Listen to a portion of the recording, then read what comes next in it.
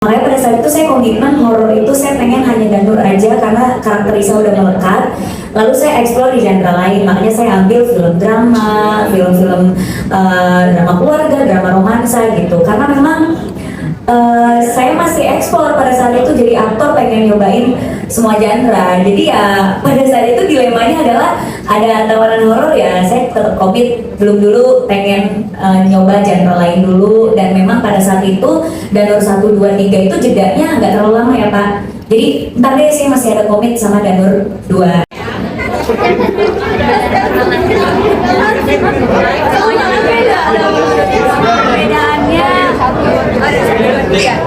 Sebenarnya mungkin perbedaannya ini adalah kisah-kisah yang sudah dewasa gitu ya.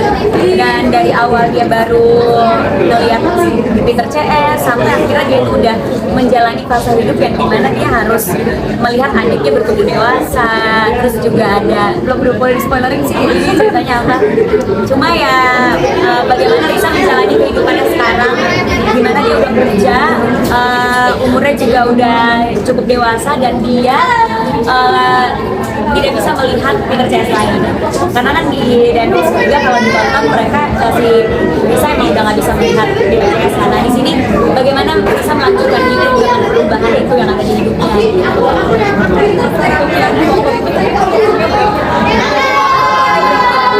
Seperti diceritain dari foto itu, ini yang dasar adegan terberat banget, karena seperti yang tadi ada di teaser, aku biasa mencium bau Danur tapi bau kematian, tapi aku sekarang merasakan kematian berkali-kali. Jadi bisa dirasain ya, Risa merasakan kematian berkali-kali yang seperti ada di poster. Jadi berat banget make upnya, terus juga pengambilan shotnya, emosinya, gimana caranya aku sebagai Prilly yang gak pernah punya pengalaman apa-apa di horor harus memerankan Risa yang merasakan kematian orang lain atau kematian arwah lain gitu. Itu kan jadi dari segi emosi juga bingung ya pendekatannya gimana dan rasanya mati itu apa gitu. Jadi lumayan prosesnya lumayan serem juga sih buat aku. Nah, sejauh mana support dari Risa dan Riri kepada kalian berdua nih yang memerankan mereka gitu, gimana? Kita sih saling menguatkan satu sama lain. Kita saling menguatkan. Banyak karena kita juga perannya adik kakak dan kita dekat. Dan asli juga kita dekat, kita suka cerita-cerita, jadinya ya syuting yang harusnya berat banget karena ada teman cerita, jadi nggak terlalu berat banget. Ini juga tadi di trailernya juga balet, mungkin boleh diceritain beberapa lama, mungkin ada pendalaman belajar balet sendiri apa udah pernah sebelumnya? Kalau balet sendiri sebetulnya aku nggak punya basic balet, tapi dulu aku sempat di JKT48 ada lagu balet, jadi pernah latihan sesekali. Nah kalau untuk film Danur ini karena kita compact bukan cuma balet doang ya, tapi kayak ada beberapa workshopnya tuh banyak banget yang belum bisa aku spill ada adegan apa aja. Jadi per part-partnya cukup singkat, tapi aku bersyukur banget mungkin karena aku suka nari juga. Jadi semoga sih hasil baletnya bagus. Mungkin Pak Manus tahu ada apa dari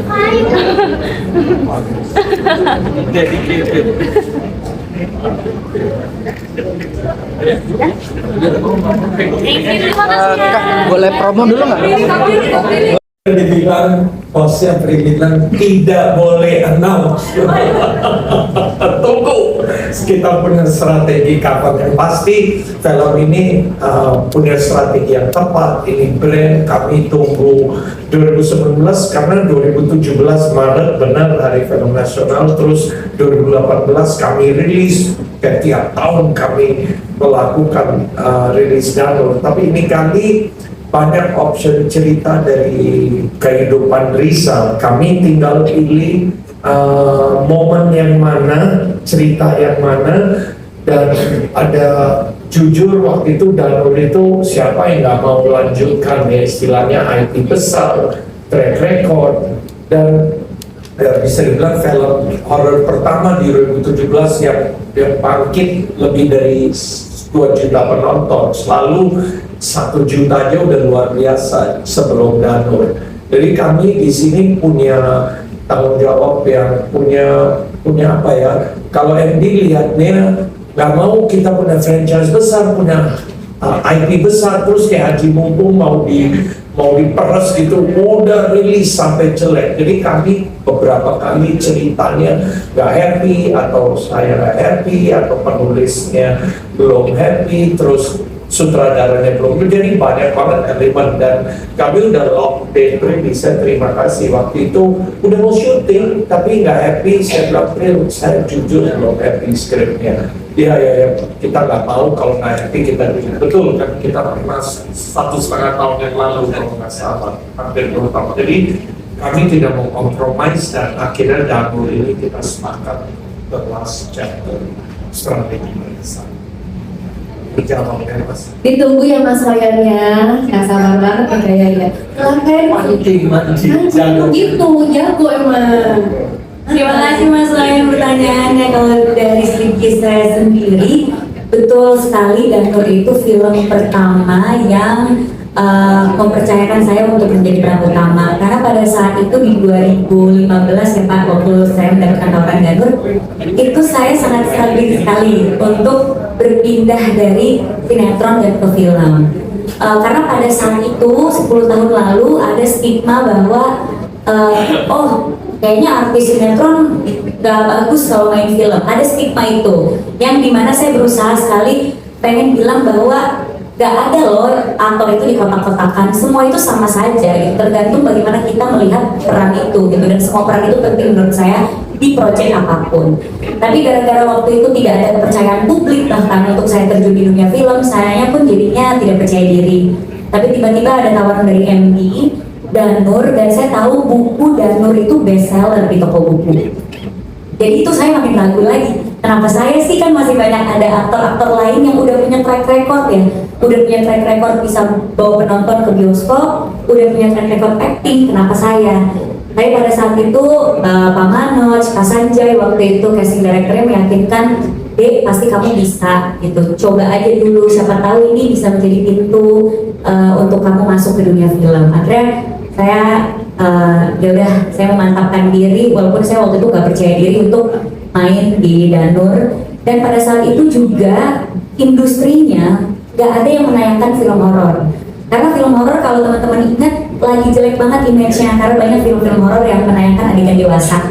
Jadi saya main film horor tuh, udah dibully karena dari artis sinetron, tiba-tiba main film horor yang industrinya lagi nggak mendukung.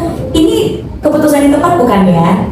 Tapi saya yakin kalau misalnya ada kesempatannya dan saya yakin saya bisa membawakan karakter, saya mau belajar bagaimana acting yang benar dengan persiapan yang cukup itu seperti apa. Jadilah Danur, dan tidak disangka-sangka waktu itu hari pertama penonton Danur 80.000, dan untuk film horor yang pada saat itu layarnya tidak sebanyak itu, 80.000 itu luar biasa. Sampai akhirnya di 2 juta penonton, dan Risa ternyata punya buku-buku lain yang bisa difilmkan sampailah hari ini. Makanya kenapa saya setia sama karakter Risa, karena jujur Danur yang membukakan pintu saya di film. Akhirnya banyak tawaran-tawaran lain yang mempercayakan saya di film, dan banyak akhirnya komen-komen di sosial media pada saat itu, oh ternyata Prilly bisa acting ya, karena waktu itu orang kayaknya nggak yakin saya bisa acting gitu. Dan makanya saya berterima kasih banget film Danur bisa menjadikan saya hari ini gitu. Terima kasih. Hancurlah stigma itu ya, Prilly. Selamat ya. Ya, dan semoga nggak ada stigma itu sekarang ya, karena menurut saya Harus sudah berubah, udah ada Prilly bisa. ya, untuk yang lain-lain, semua proyek itu penting, sinetron, series, film, semua penting gitu, dan semua peran itu penting, punya perannya masing-masing. Jadi jangan sampai dari kita semua mengecilkan peran gitu. Ya, dan untuk Dan diri kayak misalnya main film horor terus penontonnya banyak, habis itu langsung ambil semua tawaran yang ada tanpa melihat skrip, tanpa melihat strategi saya ke depannya sebagai aktor itu seperti apa gitu. Dan pada saat saya terjun di film 10 tahun lalu kan saya memang membuka diri sama semua karakter. Saya nggak mau mentang-mentang yang meledak pada saat itu genre horor, ya udah saya main film horor terus, nggak explore yang lain. Makanya pada saat itu saya komitmen horor itu saya pengen hanya Danur aja, karena karakter Risa udah melekat.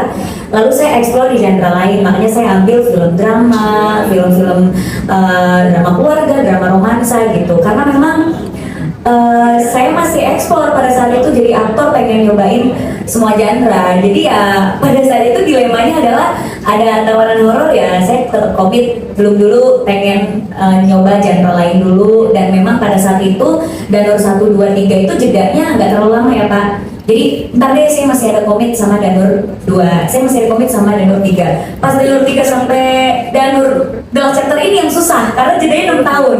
Jadi dalam 6 tahun saya benar-benar harus kayak nanti dulu deh, saya masih belum karena itu tadi saya nggak mau main film itu asal bayarannya aja atau dijanjikan apa enggak. Tetap skrip dan tetap bagaimana saya sebagai aktor itu saya bisa gak mainin karakternya, karena kan selalu ada istilah karakterlah yang memilih aktornya. Jadi ketika saya tidak berjodoh sama film, saya yakin memang itu filmnya bukan buat saya gitu. Terus tadi apa lagi pertanyaan? Udah kan? Udah ya? Oh ini ya nggak tahu ya kalau Mama Raja. Dilihat aja nanti kedepannya akan seperti apa. Komitmen saya masih seperti 10 tahun lalu.